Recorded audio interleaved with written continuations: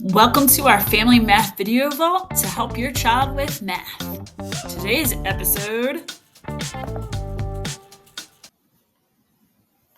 this is dividing a decimal by a decimal. So here I have my problem, 199 5/10 divided by 9 5/10. So I have a total of 199 5/10, and I want to share them into groups of 9 5/10. So I want to know how many groups I'm going to have. So we notice that they both have decimals in them. We don't like decimals, right? I mean, it's a common fact. A lot of people get nervous for fractions and decimals, but we're going to use our powers of 10 that we know from earlier videos to help us get rid of these decimals. So if I have tenths and tenths, I need to get rid of them by moving the decimal, right? Or just getting rid of it so I can multiply each by 10. And if I do that, because there's only one value behind the place decimal, I multiply it just by 10, knock it out. So then I have 1,995 divided by 95.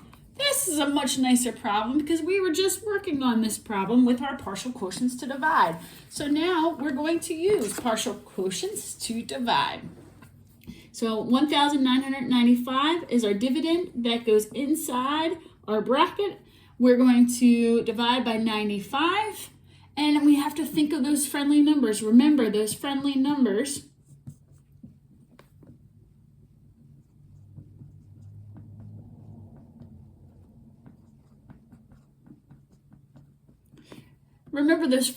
are multiples of 100, multiples of 10, 5, 2, 1. So I need to multiply 95 times a number to get me as close to 1,995 as possible. So 95 is a pretty big number, so I'm going to start on the smaller end. If I multiply 95 times 10, I know that's 950. And I can subtract that from 1,995, but I think I can get even closer. So let's double that by multiplying by 20.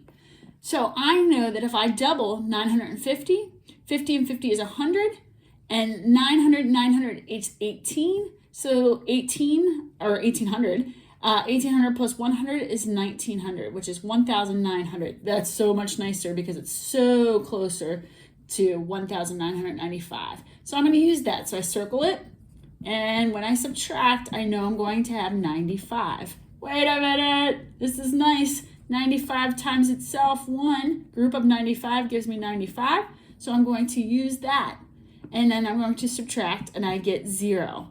Now, to find my quotient, what I need to do is I need to just add these numbers together. And because 20 plus 1 is 21, so I go back up to my problem, and because I multiplied both the dividend and the divisor, the numbers in the division problem, by 10, I've still kept it nice and even. So 21 is actually my quotient. I don't have to do anything else. So just to give you an example, because we know how to do partial quotients to solve a division problem, if we had a problem like this. For the decimals, well, we know that there's hundreds in both, so we're going to multiply both by 100. Knock that decimal out and get 518 divided by 74. Much nicer problem to use partial quotients to divide.